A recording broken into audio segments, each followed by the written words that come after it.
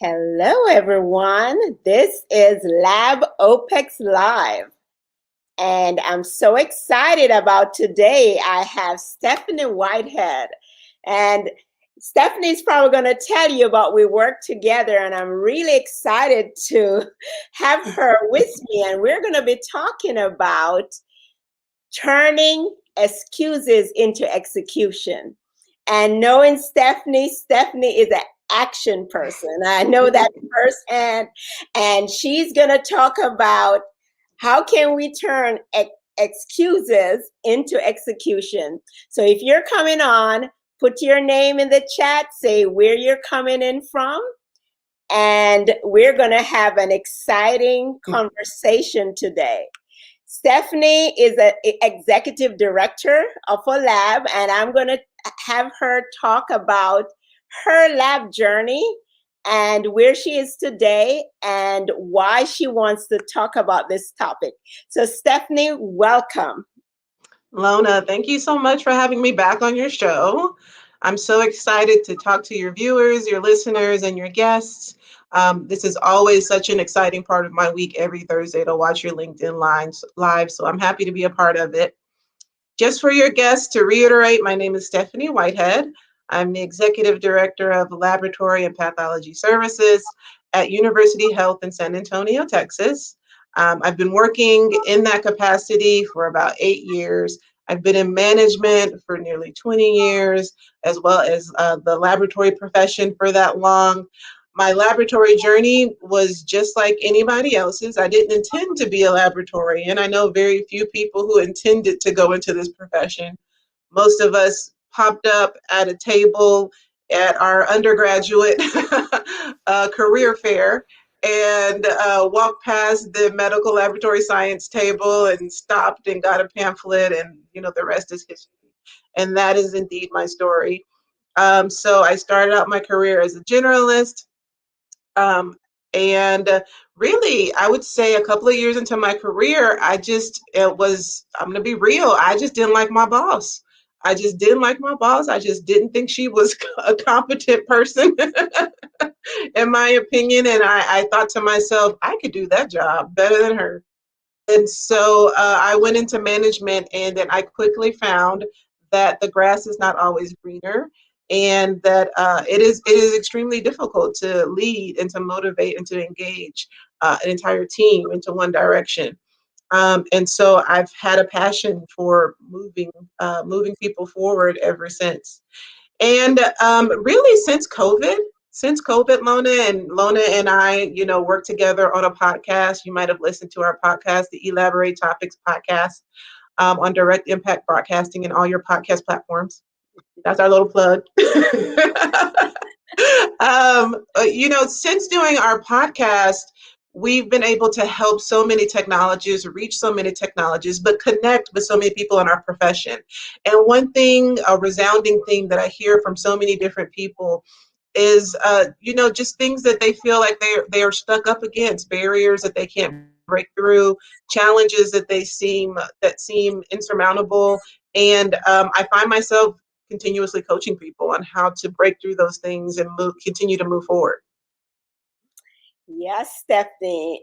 Stephanie been involved in a lot of other things, and I wanted her to let you know some of the things that she's been involved in. Like she said, she experienced people bumping against barriers, and she's been involved in a lot of other things other than being that executive director for a huge organization. She finds time to be involved in other things. So, Stephanie, what are some of the organization and some of the activities that you're involved in?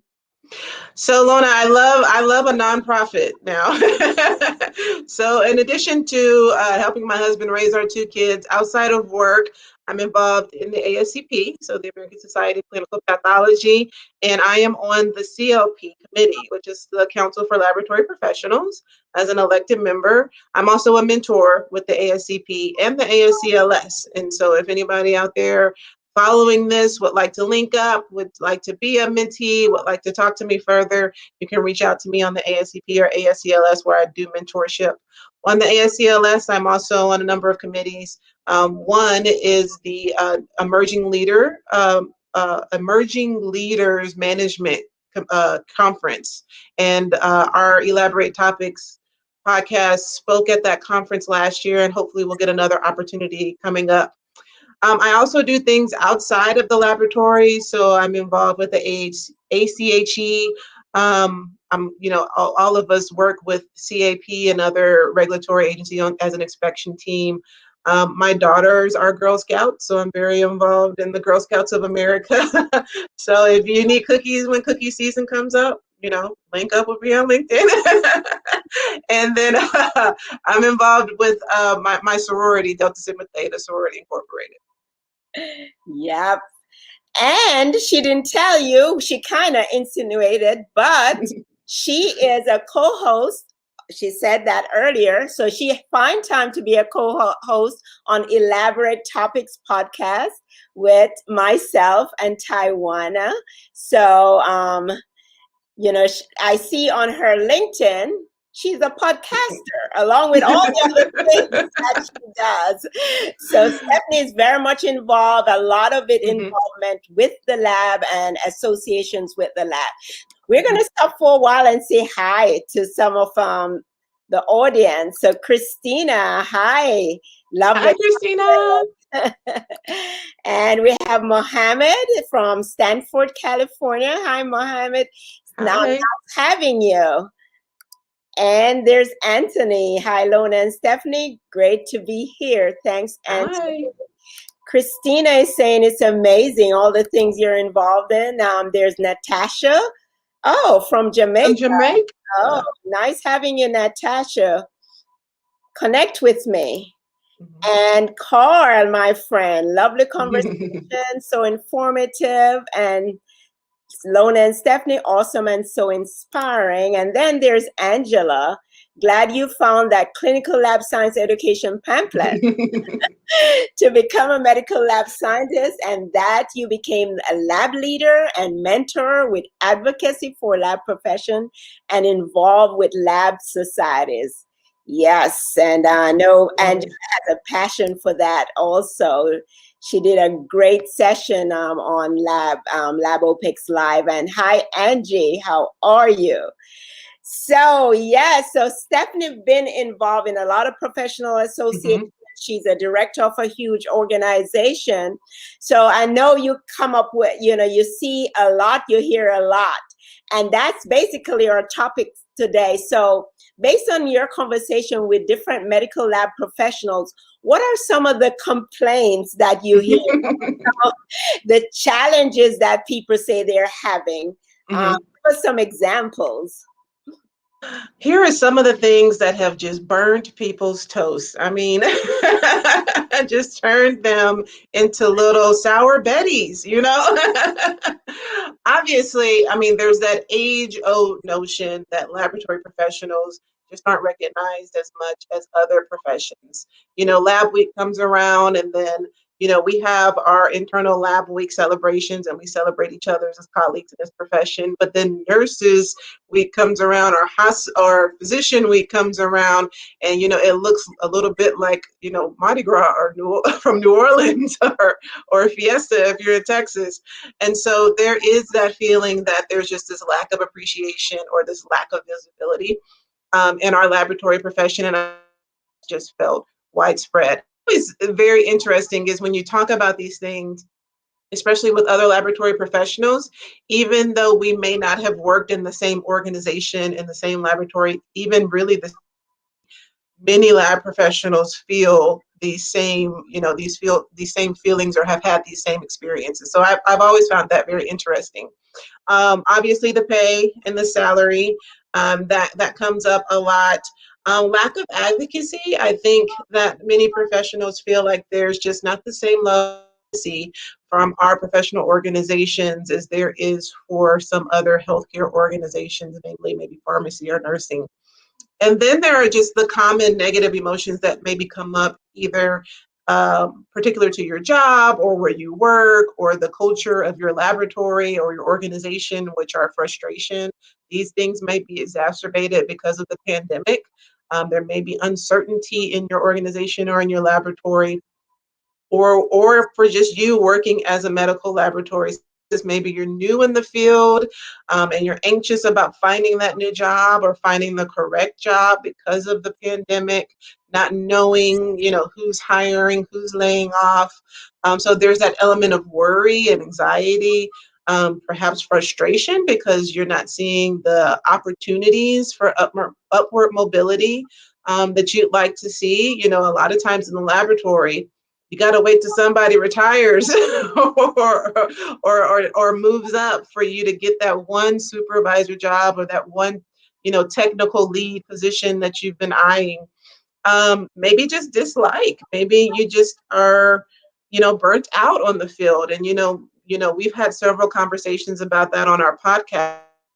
And with our colleagues, that burnout in the laboratory, particularly in this age with the pandemic, is it's very real. We were talking before the live came on about mental health and how important that is to a person's well-being, making sure that there is balance. And maybe just disengagement, unhappiness. You kind of can just feel like, nah, like, I quit my job, but I'm still going every day. And so what does that look like? Maybe I show up late, I take longer breaks than need to, maybe phone it, maybe I'm not putting 100% of my all into my everyday because I'm simply just disengaged or unhappy. I like to call that when people quit on the job, like you quit, but you were still here working. Mentally quit, but their body's Yes. still there. Mm-hmm. Are those some of the things you see too, Lona? Yeah, I mean, especially now after the pandemic, it's like a whole phenomena that I'm wondering if it's a psychosis or something going on that we need to investigate, Right. because especially after the like now we're having people. We used to have more challenges in the pre-analytic, but now we're seeing it in the analytical area where people are calling out. Mm-hmm. People are looking other places for jobs. So now it becomes a major challenge, not only with people being disengaged, but with staffing, because people are looking for greener pastures, which Right. a lot of times they don't find it. It's so elusive. So Mm-hmm. you find that everybody that I speak to, they're losing techs because they're Mm-hmm. moving from one place to the other. So now Mm-hmm. it's like people are looking for something else, and I'm Mm-hmm. not sure what it is. But then that disengagement usually happen before they Mm-hmm. physically leave. And Mm-hmm. so, what about the audience? What are you seeing? We can.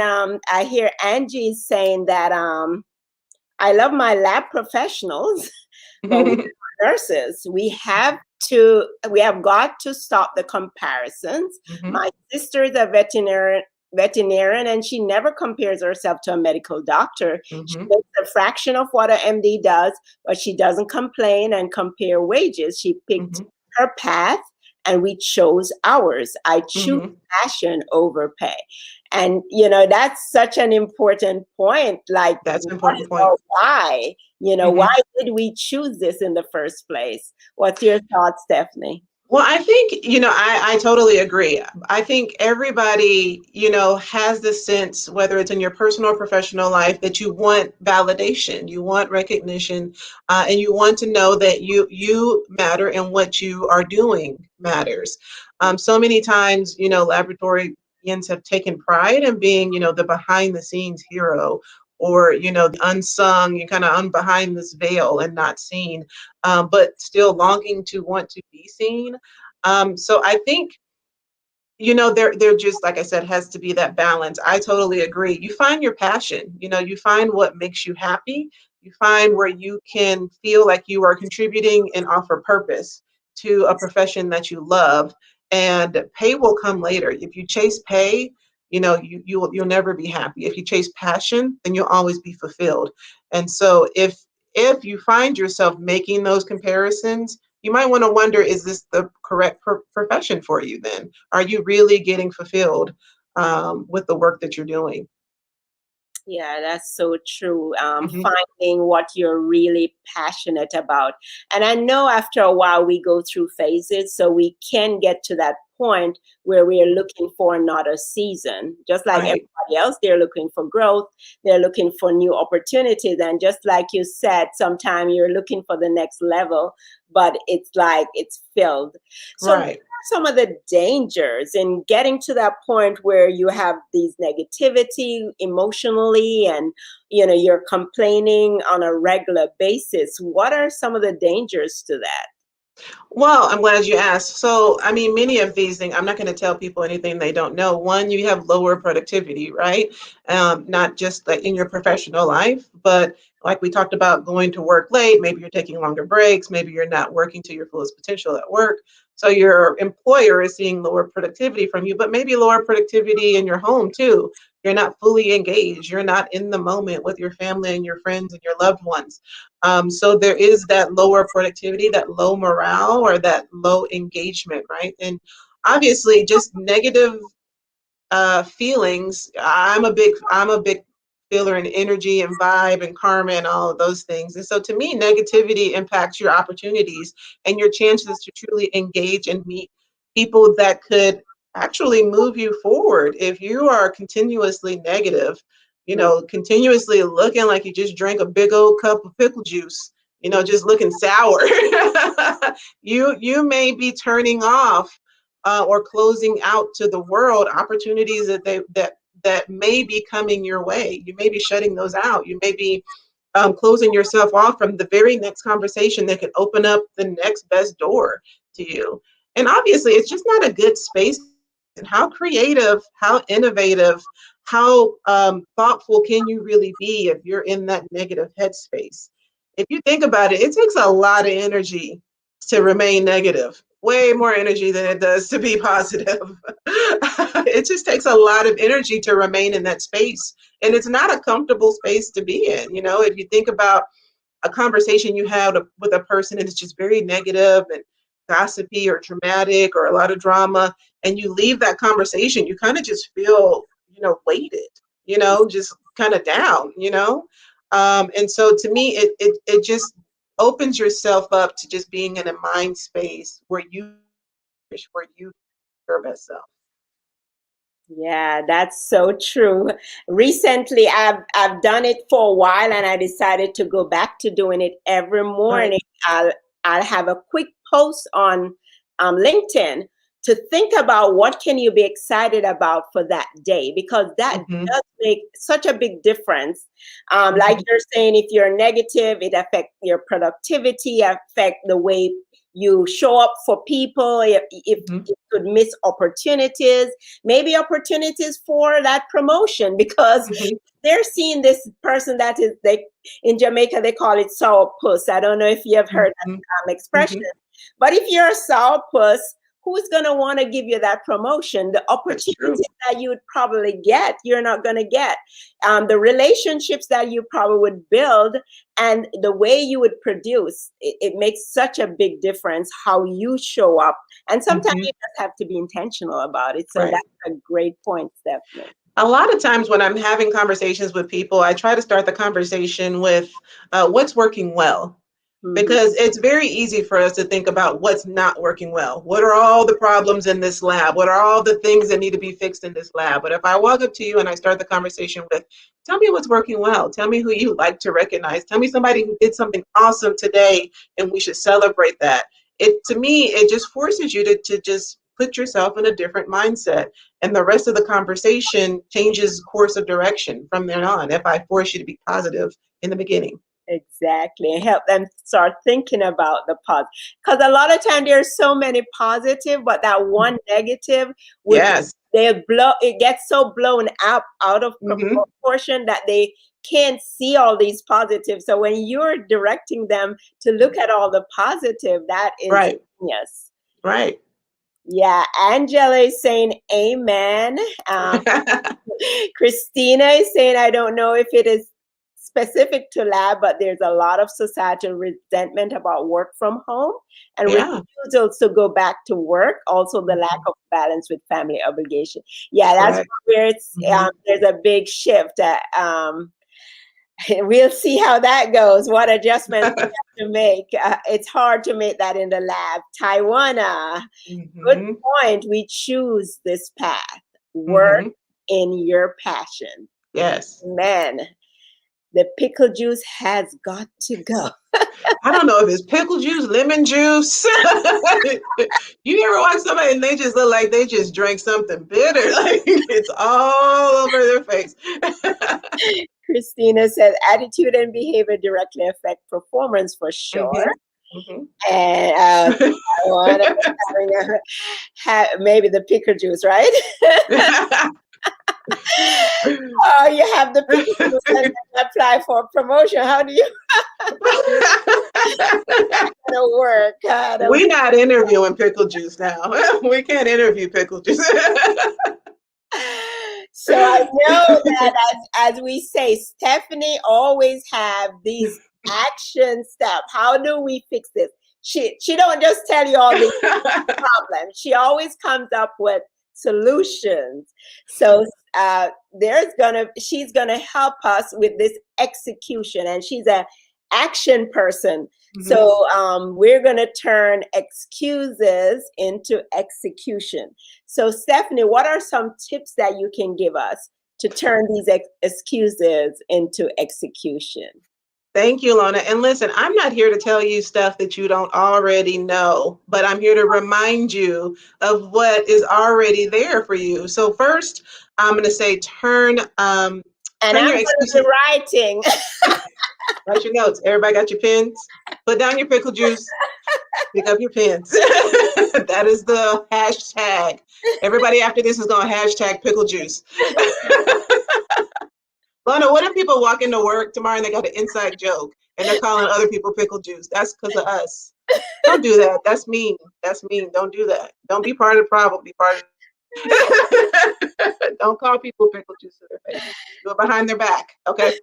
Um, Rather than waste your time making excuses or complaining, find time to invest in what will enhance, what will improve, what will promote our profession and our needs. So we saw Taiwana's comment. She loves to make this comment all the time that you get into the profession what you get out of the profession what you put into the profession. And so if you're not putting anything in to ASCP, to ASCLS, to AAPB, if you're not putting anything into your team, if you're not investing into your organization, you're not going to get much back out of it.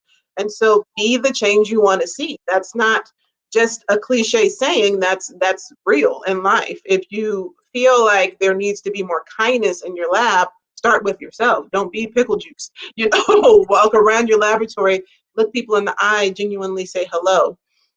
Find your passion, and this has always worked for me. I have a passion for teaching, I have a passion for mentoring, I have a passion for coaching. So find your passion and invest that time that you would spend complaining into others, helping them, whether it be writing procedures, whether it be going on inspections. If you've got a passion like Lona for safety and process improvement and patient advocacy, patient care, and those things and how you can improve those things in your current space, in your current organization, and help advance those things for our profession or for your healthcare organization. Obviously, easy wins for anybody, things you can do quickly. Avoid gossip and drama. Focus on those things that you can control rather than things that are outside of your control. Don't pre-worry or pre-suffer. Oh my God, it's Monday's coming up and Monday is payroll Monday and it's going to be crazy. There's going to be 1,000 emails. Okay, well, Monday is not here yet. It's still Saturday. Why are we pre-suffering in these things? Maybe Monday won't even be that bad. You spent all day Saturday suffering for no reason. Don't worry about those things that are outside of your control. Really focus on controlling those things that are within your destiny, within your control. I love what I believe her name was Angela said before. We chose this path. We chose to be medical laboratory scientists. We chose to be in a laboratory profession if you're a pathologist or a phlebotomist. So understand the importance of your current position. And so although we're behind the scenes, although we're in the laboratory medical field, each role in our profession is important to patient care. So understand that you are helping, ultimately patients, clinicians, care teams care for their patients, and don't make those comparisons. So look for positives and identify what is working, like I mentioned before, rather than what is not working. There are over 17 professional organizations that support the laboratory profession, and I've mentioned a couple of them so far: the ASCLS, the ASCP, the AABB, ASHI, etc. So, link with the CLMA, link up with one of these professional organizations, AACC, and become a part, become a volunteer, become a member, understand what is impacting the laboratory profession or laboratorians, locally, regionally, nationally, and get your hands in on how you can be a part of that mix. And finally, something that has worked for myself, Taiwana, Lona, is thinking outside the box. So Lona has her LinkedIn Live. Taiwana does many things, book writing. She probably is with that billionaire on the moon right now. I don't know. Taiwana is giving you tidbits about going into space. She does so many things. But podcasting and social media, YouTube, Twitter chats, hashtags are a really fast way to grow your social media platform, and to increase the footprint.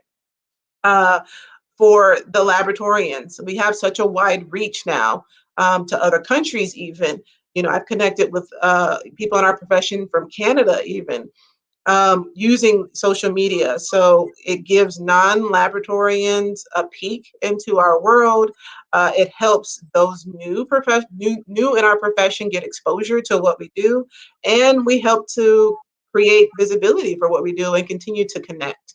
And connecting with each other, pushing each other, and motivating each other when we all get in those ruts. That's what the connections are for.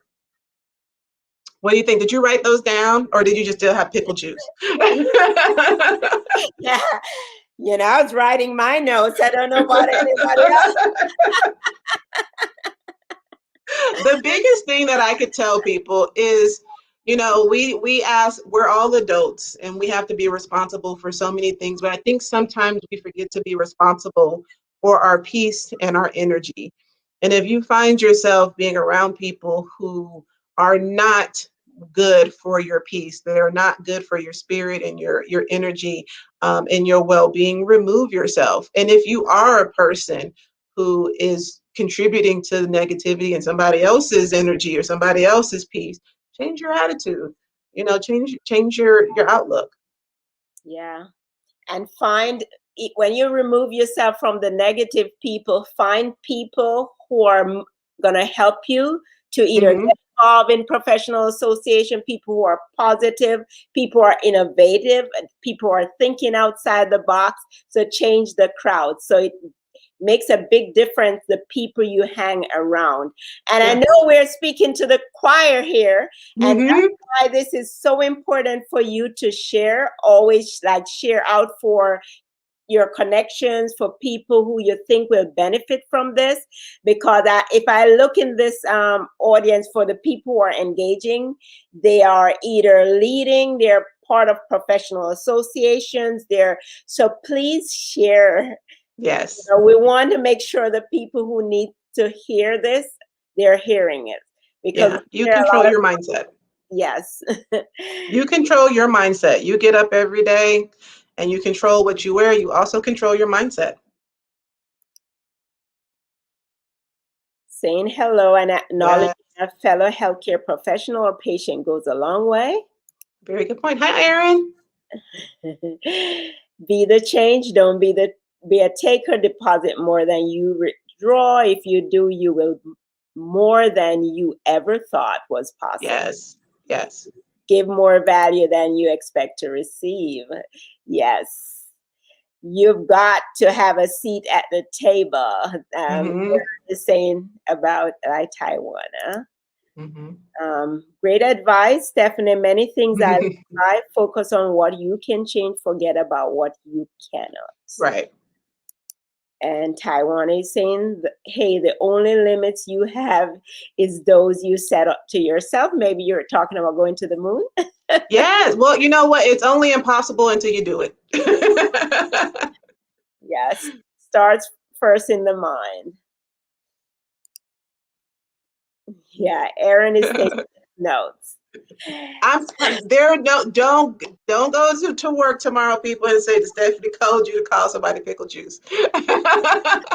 And I like what you said about the what you said pre-suffering. Pre-suffering I or love group that. suffering, Yeah, or you people group suffer. Look how they did the first shift. Look how they did the phlebotomist. Were you there? Are you on the first shift? Are you a phlebotomist? Don't group suffer. Don't pre-suffer. Talk yourself off of those ledges. When you start to find yourself walking on those ledges, talk yourself back. Put things in perspective of what do I need to handle right now, today? What is in front of me? What can I action on? What's in my control? yeah. Because a lot of times when we, like you say, a lot of times we tend to think about negative outcomes. But if Mm-hmm. we just turn that around and expect positive outcomes, because that has happened to me. Mm-hmm. I'm in a situation where I feel nervous. I just imagine the positive outcome and it changed my attitude. It Mm-hmm. changed because a lot of times it's self-fulfilling. So Mm-hmm. you're in that situation with that negative. So you're going to create that based on your attitude, behavior. Mm-hmm. Well, you go in there with a positive attitude, many times there's a positive outcome. So don't, And if you're leading your staff, try some key phrases that focus them back and direct them back to what is reality. So I love when somebody says, well, the morning run is gonna be horrible, or we're gonna get slammed at lunch. I like to use the phrase given that. Okay, given that we're gonna get slammed at lunch, what can we do? What can we do right now? Given that the doctors are calling for these results, because that reality is already here. What can we do? What can we action? Instead of just sitting here and worrying about it, what can we do? What is in our control? Like I said, go back to controlling what's in your control. yes, Stephanie said, what can we do now? Execution, stop complaining. What can we do right now, lady? Yeah. And, and Taiwana has all her hashtag today. Be the change, protect your peace, change your attitude, don't be a pickle juice lab tech. So we created some hashtag today. The moral of this live is don't be pickle juice, because everybody in their mind is thinking about the person in their lab that is the pickle juice person. And then when you go to work tomorrow, you're gonna laugh internally. You're gonna giggle to yourself because you're gonna walk past pickle juice and gonna be like, oh, I wish I could give you some lemonade. Yeah. When I think about just everything and many of the life that we've had, when we think about a lot of the challenges and a lot of the challenges in the lab surround personnel, Hmm. either there's all these root cause that you talk about, but it usually results in either having retention issues, staffing issues, all these stuff Hmm. that we've talked about. But I think this is a great solution is what is it that we can do? Not Hmm. so much about what can we identify as some of the challenges, because of course there are challenges. As you say, it's there already. We're Yeah. in that situation. What are Hmm. we going to do now? Hmm. Because we're aware of our staffing issue, we're aware of all these things, we're talking about salary, but what can we do? Yeah. Especially if we identify that this is our passion, this is what we love, and Hmm. that's what kept me in this profession for that long. Because it's like, okay, you're in process improvement, you're in business process management, you should be working for Fortune 500 or whatever. That's not my why, that's not my Right. passion. I want to use that skill to help us. So what can Hmm. we do to help our situation? And I love that you're talking about execution. Yeah, I think you continuously, especially if you're leading people, bring them back to reality, especially when somebody quits. My management team will always freak out when somebody quits and say, what are we going to do now? Who's going to cover this shift, or who's going to cover these shifts? Bring people back. Okay, even if I drop a technologist that is trained into your lap right now, they're not trained on our LIS. They don't have competency on our instruments. So even if I gave you a person today, they wouldn't be ready to work. So I'm going to go back to my other phrase. Given that Lona has just quit, how can we work together on the schedule to make it work and to create overtime, or to, help some people stay late, some people come early. You start moving people off that ledge and start thinking towards solutions. Yeah, I love that.